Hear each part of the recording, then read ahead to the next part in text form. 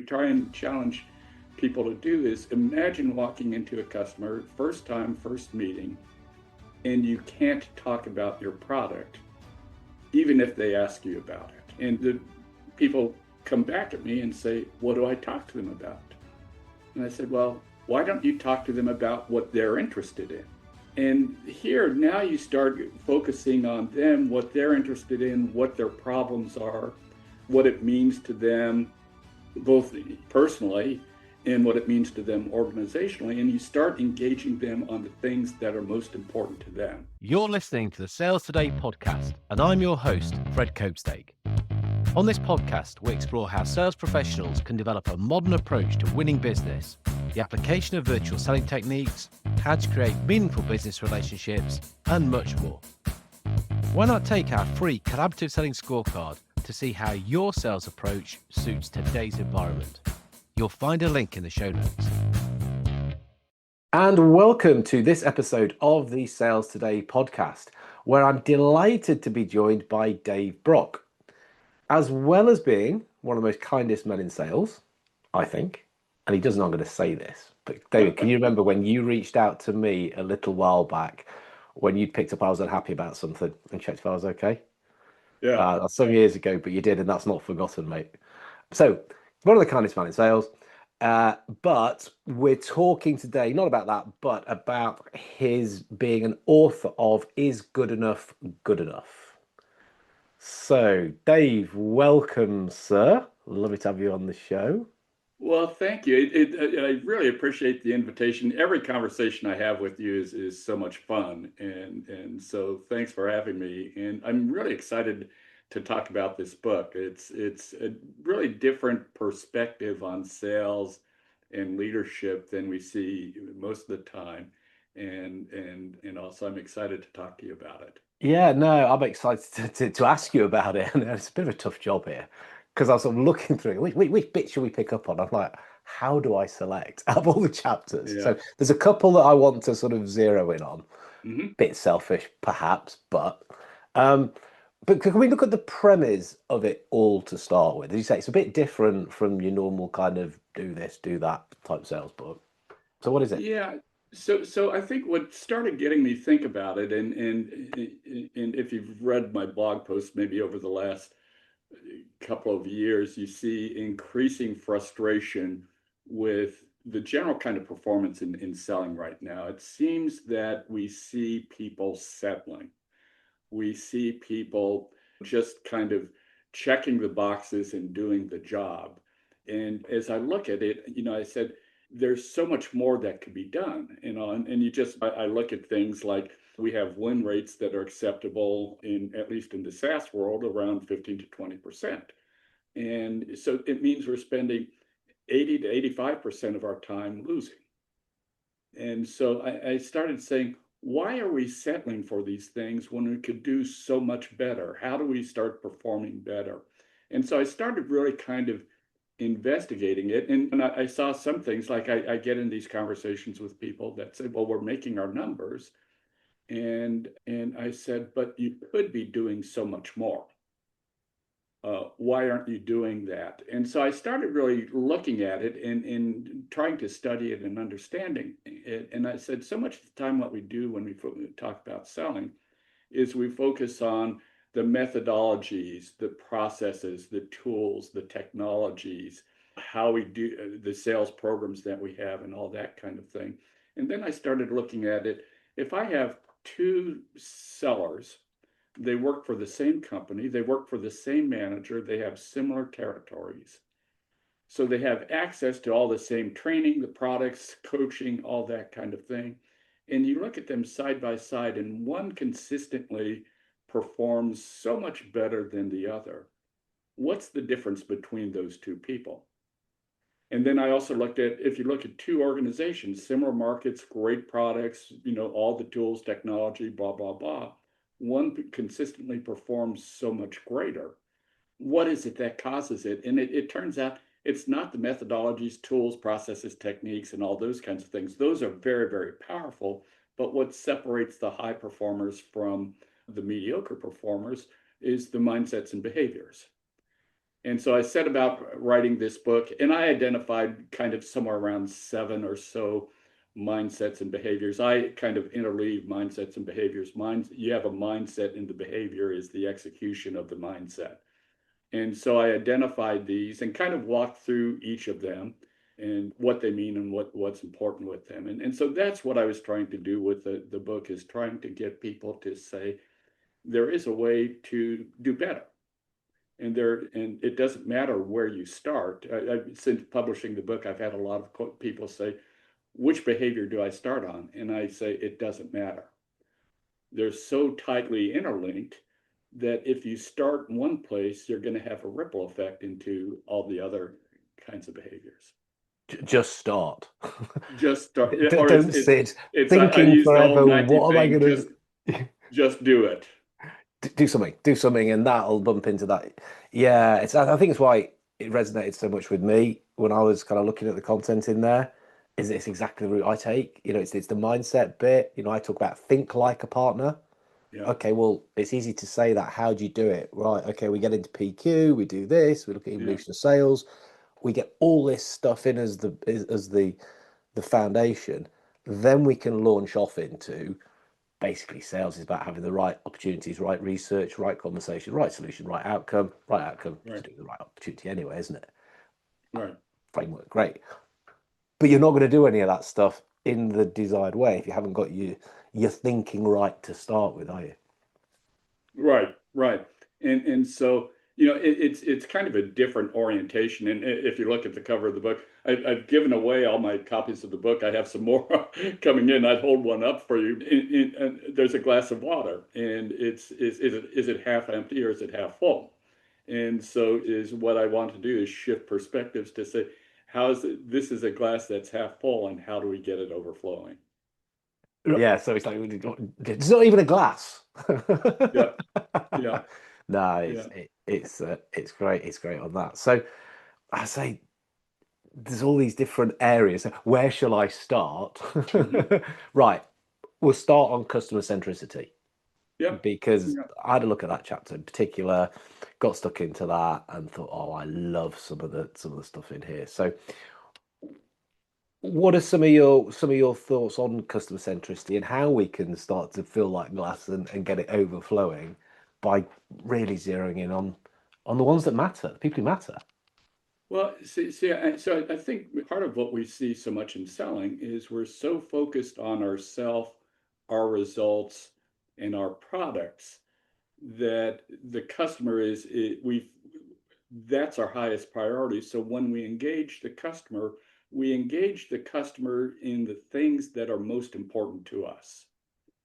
So we go and talk to them about, how great our products are and how it can really help them, how great our company is. We have our long laundry list of, great, great logos of customers that have bought us. And you think about that, the customers don't care. We aren't talking about what they care about. And you see that in all sorts of data. You've seen all the data, some of it Gartner and other things about customers want rep-free buying journeys because reps aren't doing anything. It's not that they dislike reps, but reps aren't helping them in the process.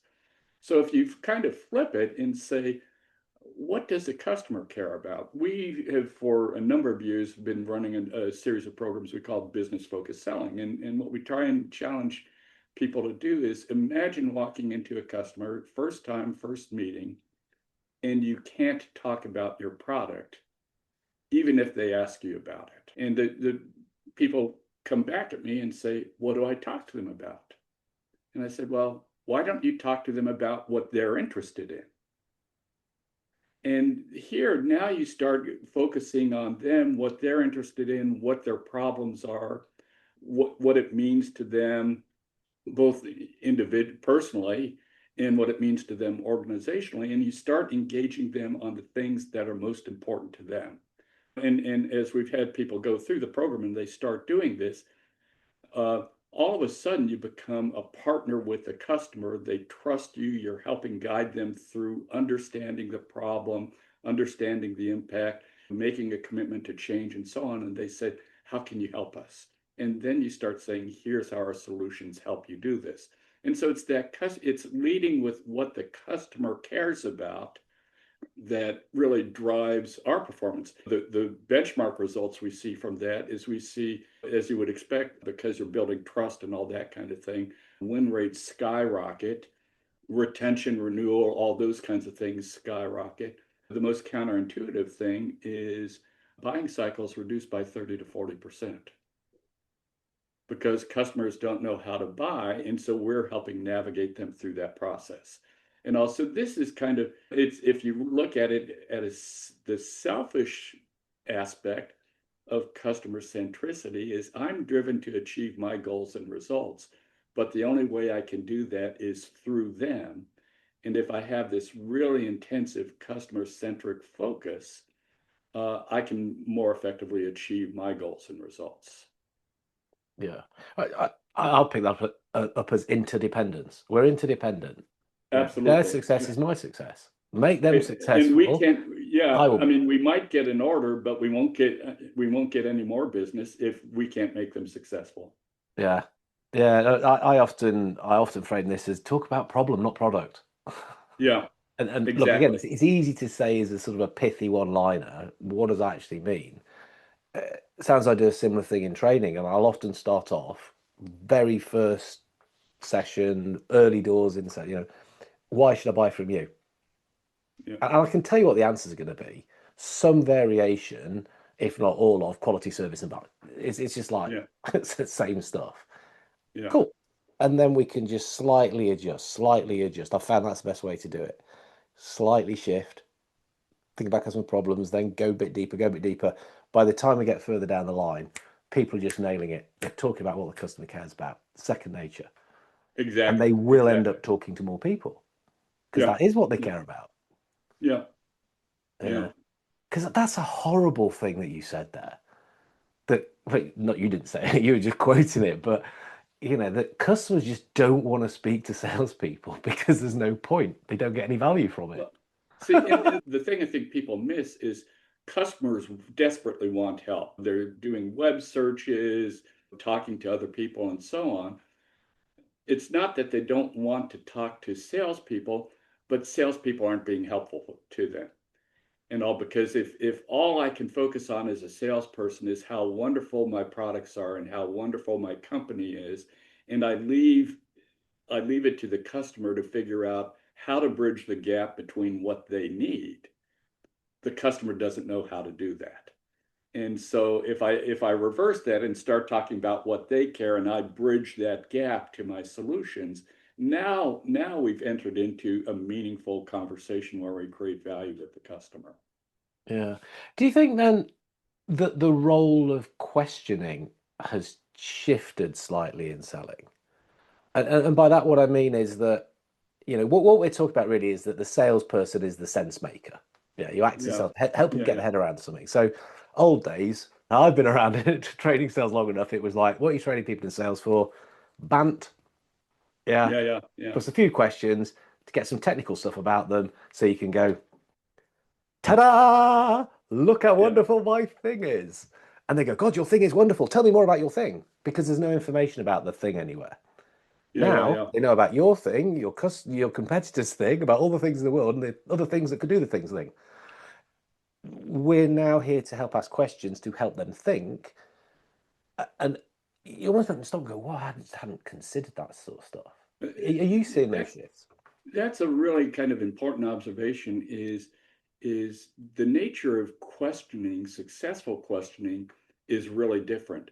We're trained about how to ask questions, but we ask questions with an agenda. We have this list of questions that we ask, and once they come up with the responses, we can say, "Oh, let me pitch my product, let me schedule you for a demo," and so on and so forth. So our questions are all with an agenda, and our questions are less about understanding and probing, and our questions are less around helping customers understand and learn and that kind of thing. And that kind of circles around to another mindset and behavior I talk about in the book, which is curiosity. Learning and curiosity is the best people I see are people who are constantly learning, whether it's learning a new skill or something like that, or learning about their customers, who they are, what they're trying to do, what problems they're facing, and they're probing and probing, and they're curious, and they're always asking questions, and they're always kind of looking to more deeply understand what's happening. So I think this whole thing of continual learning, continual curiosity gets us into that. It's fascinating how it works is by us demonstrating those behaviors, all of a sudden our customers start modeling those behaviors as well. They start asking deeper questions. They become more curious about it. Or if I'm a leader and if I'm demonstrating kind of learning and curiosity with my people, they're going to start mirroring the same behavior in their interactions with me, and they're going to start displaying the same behavior with their people. So that this thing of deep customer centricity is one of the core mindsets and behaviors. An obsession with learning, an obsession with curiosity, and diving deeper and trying to understand those things. There's a through line between all these things, is a through line of caring. I'm asking these questions. I'm probing. I'm becoming customer centric. I'm learning about your business, your challenges, and those kinds of things, is because I care. I care, one, about myself and my success. Two, I care about you and your success. Three, if I care about my colleagues and my organization and its success. So there's kind of an underlying through line about caring that goes through this. Is I wouldn't ask these questions. I wouldn't learn if I don't care. I wouldn't be customer centric if I didn't care. And also, so there's this kind of underlying this through line that goes through all these mindsets and behaviors that say, that ties them together and says, this is how we start achieving more rather than just settling for what we can get.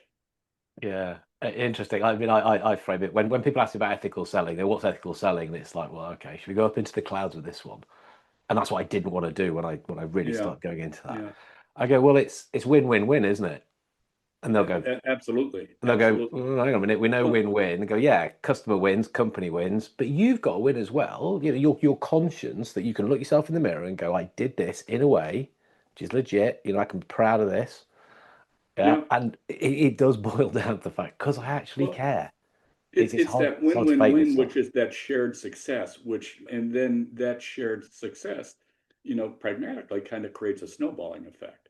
If I'm displaying those behaviors with my customers, if I'm deeply interested in what they're doing, if I'm curious about what they're doing and wanting to learn and wanting to grow and develop, if I'm learning from other things and bring them new ideas,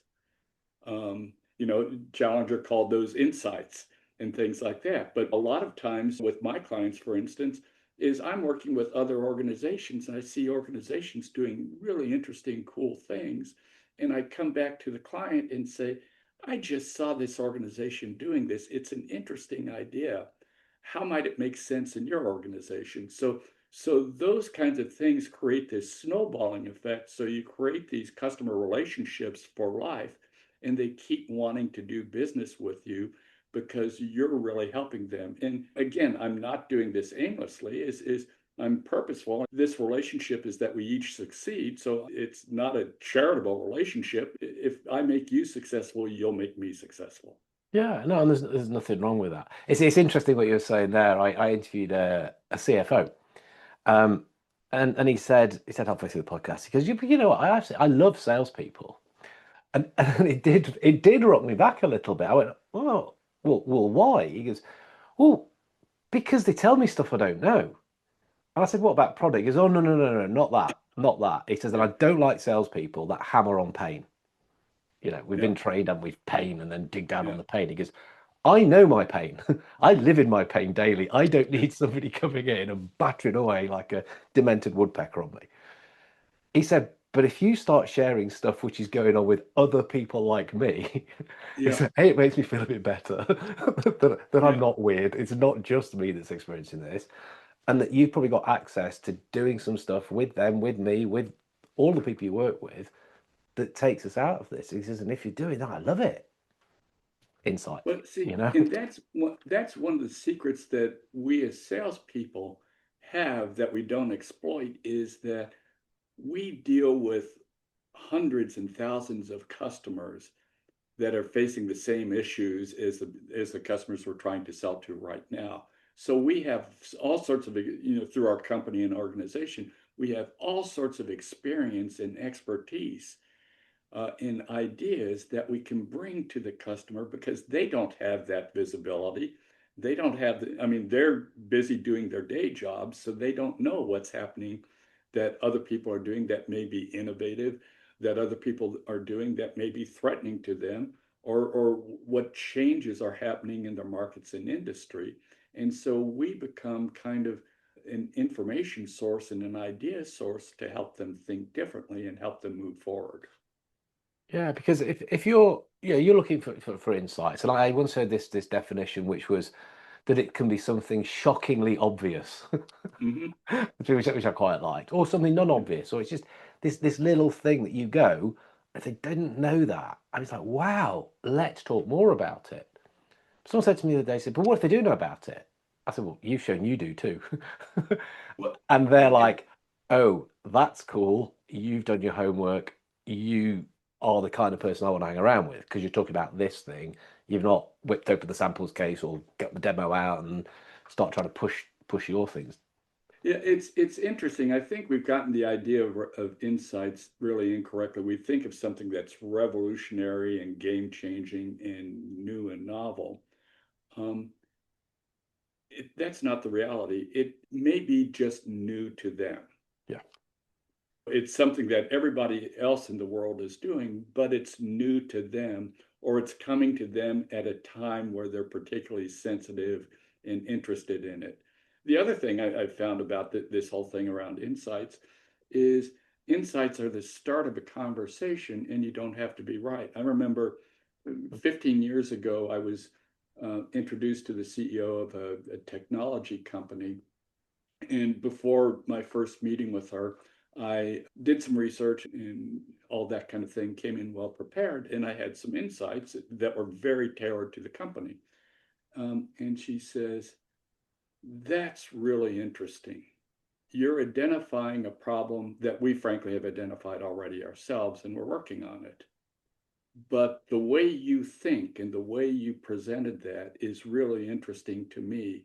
This is what I'd like to talk to you about. So what I did is I had come in with some research and some ideas that were specific to her business. And I didn't know that they were already aware of it and working on it. But that thought process and the preparation I showed created a relationship. She says, you do your homework, you're very thoughtful, you bring great insights. Let's shift the conversation. What are your perspectives about this issue? How can you help us with that? Yeah.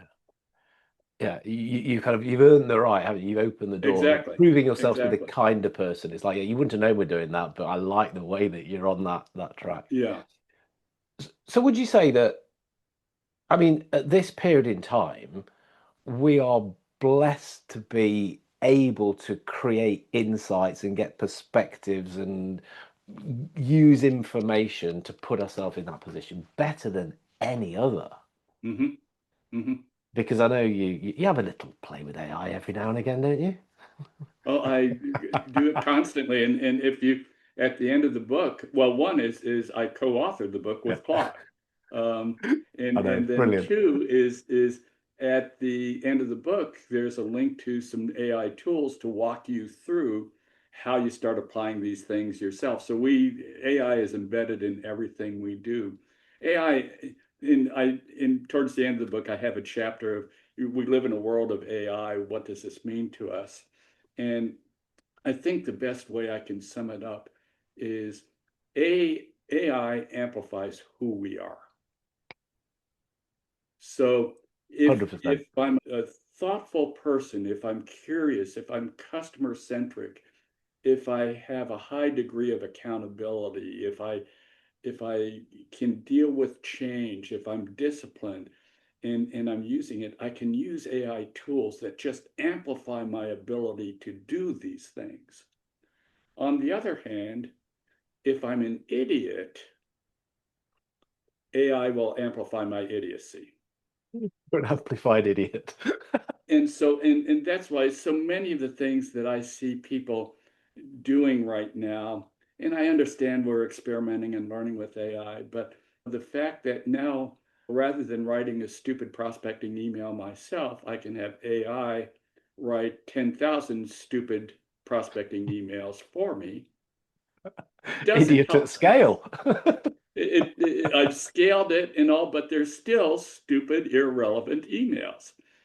Yeah. And also it's again, I think we think about AI as augmentation, and there is an augmentation aspect to it, but I really think the power that we have is looking at it as an amplifier. So it's, if we look at these core behaviors that we have, is if I really want to scale them very rapidly, is now I can say, if say identify 7 behaviors, let's say we focus on customer centricity, and I want to scale it, now I can start using AI in a different way to help me really deeply understand the customer, their industry, their marketplaces. I mean, last night I was helping a client do really deep research on, they have this massive deal that they're working on.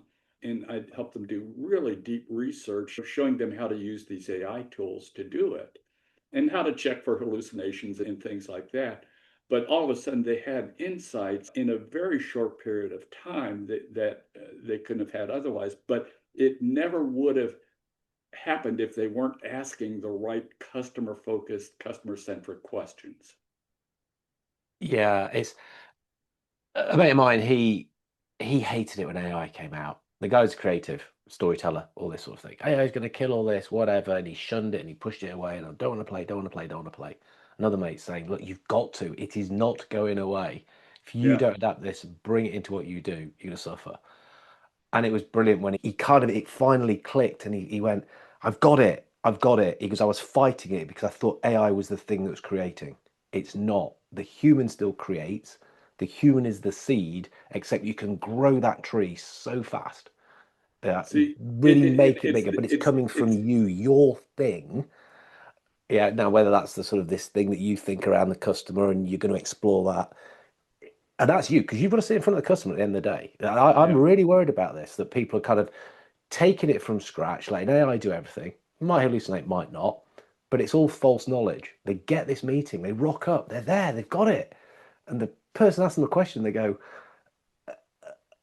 I don't know. Well, and see, that is that what we have is we have the ability to create, we have the ability to respond to the person that we're sitting across either physically or virtually and understand what they're facing right now and have the right kind of context and time. And AI can't do that. And so we kind of pull all these threads together. AI helps support us in giving us knowledge and insights, but it's how we leverage those in the interactions, in the face-to-face, the conversations that we have. That's the real difference. I'm an old timer, and I remember the old days of telecom where there were all landlines and things like that, and we used to have these phones that were connected with a cable. But in the telecom industry, it was there was this last mile paradox. It was whoever owns the last mile owns the whole relationship. And it's this salesperson owns the last mile or kilometer in this. It's that AI can get us to a certain point, but that connectivity, that deep connection and ability to create meaning and value with the customer always rests with the salesperson. Yeah.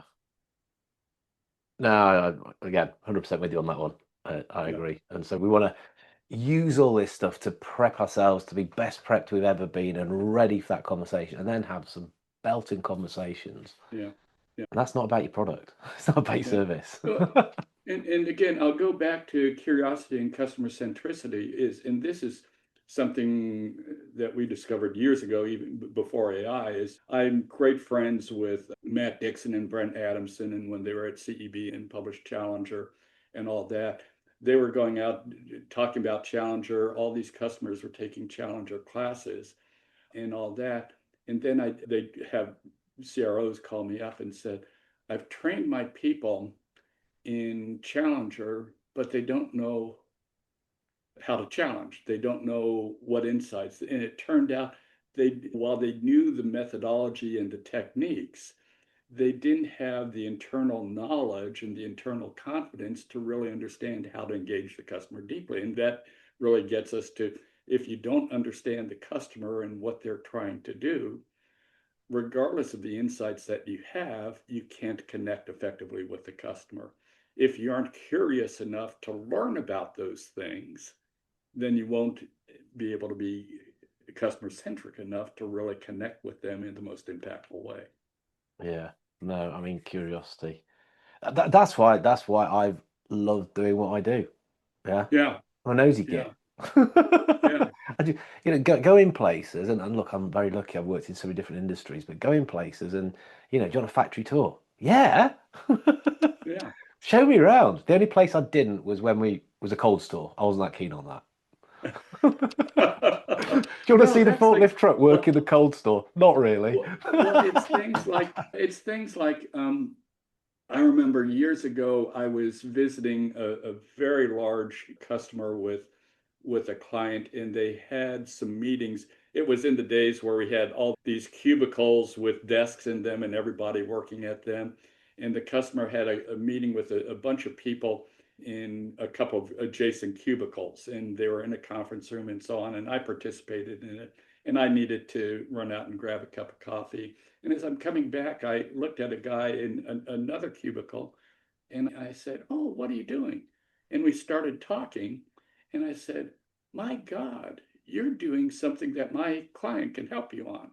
And what happened was my client there were these whole rows of cubicles where my client just kept going to these two cubicles every time they went there because those were the customers. And they never went to the adjacent cubicles and say, "Hey, what are you doing?" Or the adjacent cubicles, things like that. When I was a salesperson, I had a very large bank, and I used to eat every day in the cafeteria of the bank's headquarters. And I'd go to different tables and sit down with people and say, "Do you mind if I join you?" And they'd be talking about all sorts of social things and business things and so on. And I'd make new acquaintances, and I'd learn things maybe from them that impacted another group that I could go to, or things that were impacting them. But because somehow I was naturally curious and wanted to learn all sorts of new things, it just opened up all sorts of opportunities for me. Yeah, yeah. Oh, that's your next book. That's your do one of those compilation books where you go around a whole bunch of people like tell me a story But about when curiosity really benefited you and maybe even got you into trouble because I well, think actually, I've actually, probably the got a sec couple of those. actually the second book is coming out in end of February, beginning of March, and all because when I first started writing the book, it looked like it was going to be somewhere around 700, 800 pages. And nobody reads it. Even reading a novel that's that long is tough for me, but nobody's going to read a sales book like that. So I divided it into two. What I really wanted to focus on is the foundation, which are the mindsets and behaviors. Now, what in the second book, what I do is I come back to we have the systems, the tools, the processes, AI, the training, the organizational structure, the metrics. How do we, with the foundation of the right mindsets and behaviors, how do we amplify how those things work to improve our execution? So it's where I might say I have the right mindsets and behaviors, but I don't have the right mechanisms. I won't achieve as much as I could achieve. If I have just the mechanisms and not the right sets and behaviors, I won't achieve what I need to achieve. But if I integrate these together, it becomes 1+1 = 5. Love it. Love it. But yeah, it just made so much sense to start with the mindset piece first. Yeah. Yeah. And Yeah. it's my birthday Yeah. in February. That's kind of the Just saying, foundation. it's my birthday in Feb. Pardon? My birthday in February. Oh, okay. Well, I'll send it to you as a birthday present. Awesome. Oh, very good. Ah, time is I knew it would be like this, and we would have to be very careful that we could probably go on and on and on and on and on and on and on. But I do have a little eye on the time there. So yeah, let's start to wrap it up. So I mean, you're actually wrapping up anyway. When you took about curiosity, and I interrupted you by going off down some other silly route.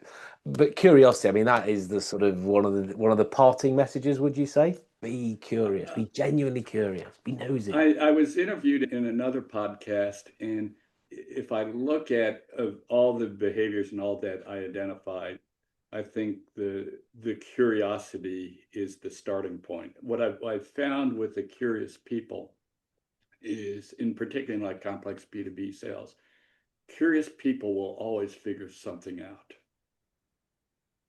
because their curiosity drives them to figure something out. So it doesn't matter so much that I have the playbooks and things like that, because everything doesn't go around the playbooks. But the curious person will figure something out.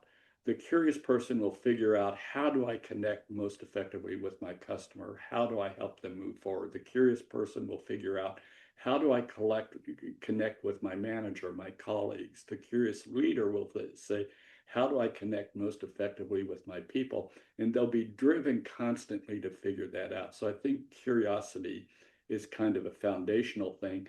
Again, it's like, you can't have a one-legged stool. You have to have the other behaviors that kind of reinforce and complement that. But curiosity, I think, is curiosity and care, the underlying, and you're curious because you care about things. So curiosity is the foundational type thing. You complement that with customer centricity.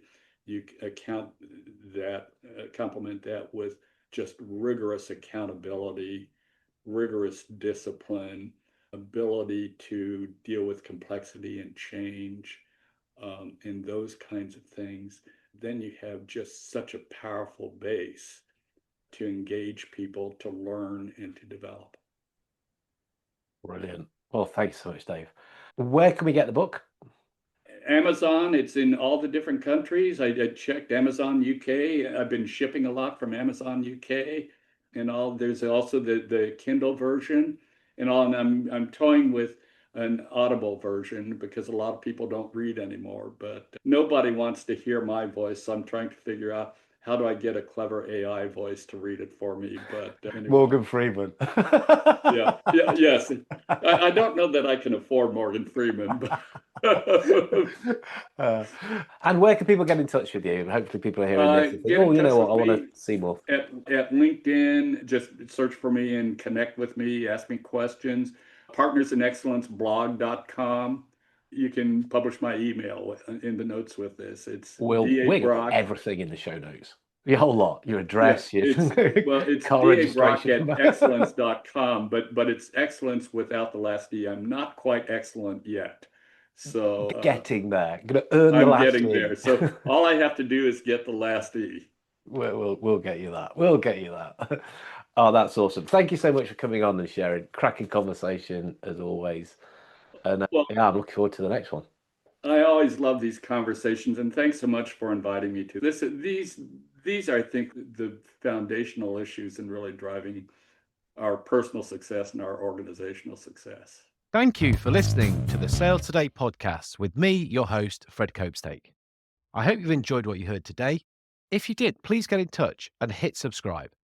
And remember, you can take the collaborative selling scorecard for free to check out how your sales approach works in today's environment. You'll find it in the show notes.